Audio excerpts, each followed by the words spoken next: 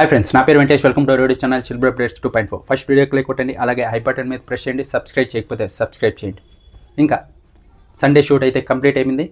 Confirm elimination వచ్చేసి mass man Harish అయితే eliminate అయిపోయాడు. ఆల్రెడీ మార్నింగే చెప్పా.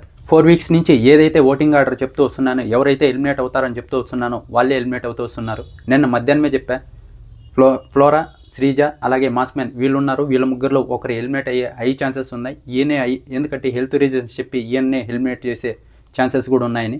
అదే జరిగింది. తోపని చెప్పను కానీ 4 వీక్స్ నుంచి అలాగే జరుగుతుంది.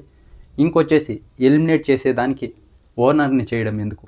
టెనెట్ నుంచి ఓనర్ అయ్యారు, వాళ్ళందరూ ఒప్పుకున్నారు కూడా ఓనర్ అవ్వడానికి ఈయన. కానీ ఇప్పుడు మాస్ మ్యాన్ హరీష్ అయితే లీస్ట్లో లేడు. ఓటింగ్లో లీస్ట్లో ఉన్నది వచ్చేసి శ్రీజ. ముగ్గురిని ఎలిమినేట్ చేసే ఛాన్సెస్ ఉన్నాయి. ఫ్లోరా గారిని, హరీష్ గారిని అలాగే శ్రీజాని. వీళ్ళ ముగ్గురులో ఒకరినైతే అనుకున్నారు. ఇంకా మాస్ మ్యాన్ హరీష్ అయితే చాలా రోజుల నుంచి ఒకడే కూర్చుంటున్నాడు. ఇప్పుడు హెల్త్ వేరే బాగలేదు, ఇంజూరీ అయింది కదా, దానికే ఇంకా ఆ కారణాలతోనే ఆయన అయితే ఎలిమినేట్ చేయడం జరుగుతుంది. లీస్ట్లో ఉన్నది వచ్చేసి శ్రీజాని ఓటింగ్లో. ఈయనకైతే చాలామంది సపోర్ట్ చేసే వాళ్ళు కూడా ఉన్నారు.